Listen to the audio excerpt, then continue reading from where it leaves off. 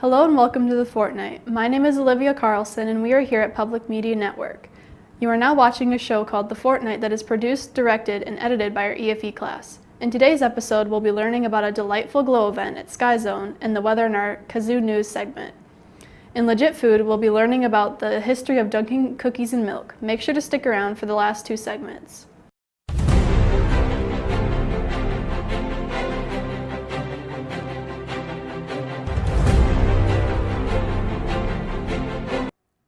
Hi, I'm Sheila Mwanda from Kazoo News. Get ready to light the night at a Sky Zone Glow event. This extravaganza is put on for children ages 8 and older every Friday from 8 to 10 p.m. Be sure to wear neon clothing to be illuminated in the event's black light and have a parent or guardian sign the waiver form from the Sky Zone website if you're under 18. Here in Southwest Michigan, we're experiencing quite the warm-up following the frigid polar vortex and ice storm that just swept through. We'll be seeing highs right around freezing with frequent chances of rain and snow showers. Looks like after record-breaking cold temperatures and hopeful insights from Puxatawny Phil, spring is finally on its way.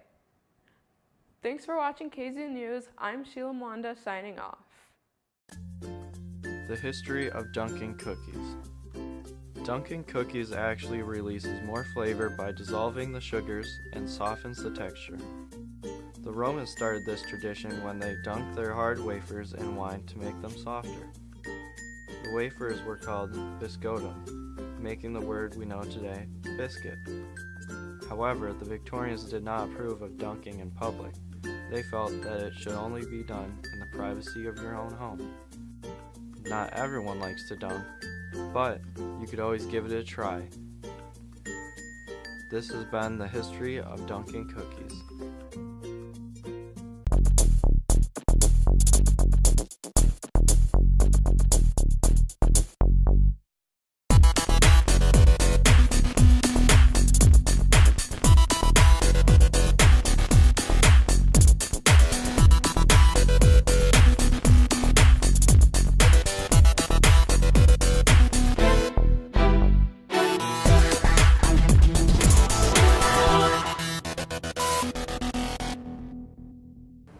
Welcome back to the Fortnight. Coming up, we'll get to see a comedic skit in LOL-K, and we'll see Jason and Alex debate on whether cloning is moral or not.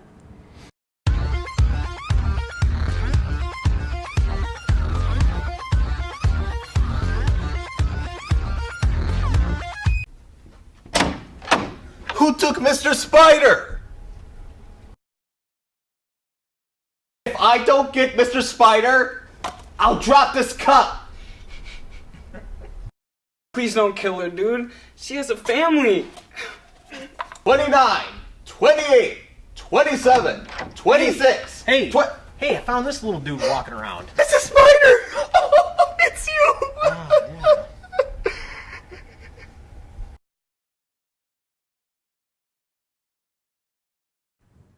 Hello and welcome to the Fortnight. My name is Olivia and I'm here with Alex and Jason, and we're going to be debating today about what do you think of cloning. So, Jason, what's your standpoint on cloning? I think cloning in mammals it's not a good idea.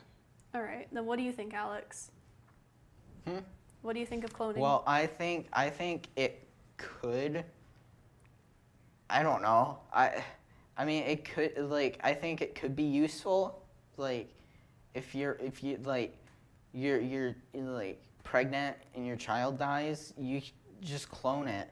Clone a new child, and it'd be the same child.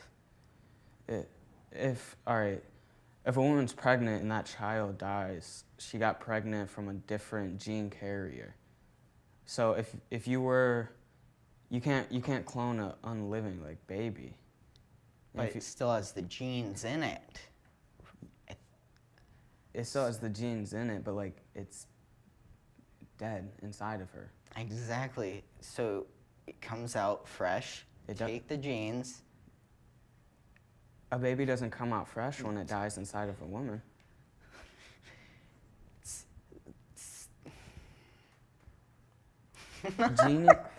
Cloning in mammals is just, it's not safe. It's not safe yet. 95% when it of does it's get failure. safe, then you could like clone. You could just keep cloning people, and then you could live a long time. Well- Because you're a clone. It doesn't matter how quickly you're gonna die. You have more clones. All right, think you're a clone. Let's say the first person, right? You clone that and you get a second one.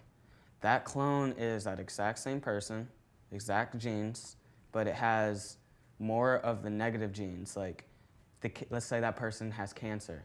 The cancer in that clone will be stronger. All the negative genes in it is stronger. So you clone that clone. That's the same as that clone, but it just keeps getting stronger. That's why you select perfect genes. There's no such thing as perfect genes. Well, I know, but some people are more likely to get cancer than other people, and you just don't pick those people. Well, cancer was just to point. It could be anything. It could be as little as a cold. A cold could be as bad as pneumonia for a clone. And you just find the one person who can't do that, boom.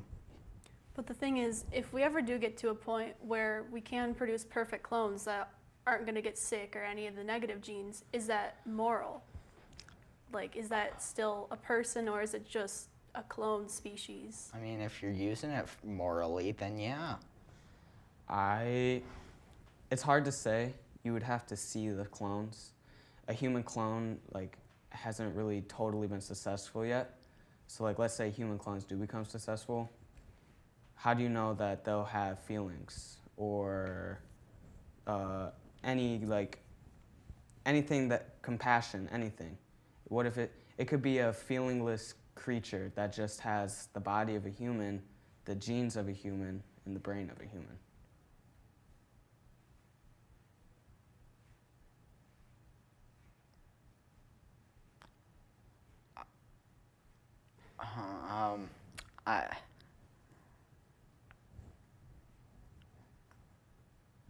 I was just completely And gone. I mean, yes, cloning, I think they should still study it more because, for example, a horse, can't name the country, but there's a horse, and it was a all-time racehorse, always championships, everything, and they cloned him, and now his cloned horse is doing amazing. It's like the same thing, but that is like one case out of thousands that have failed.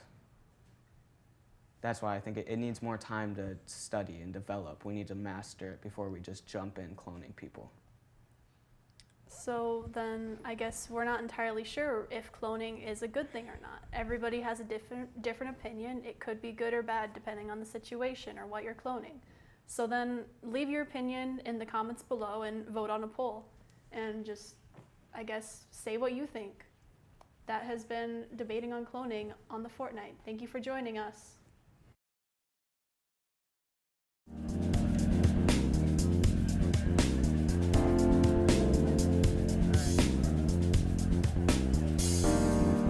Voting stuff, entertaining people. When I think about media, I instantly think about social media. Media is usually TV. Media means show taking. Thanks for joining us today for this episode of The Fortnight. Make sure to go check out our YouTube page for more episodes and individual segments. I'm Olivia Carlson, and this has been The Fortnight.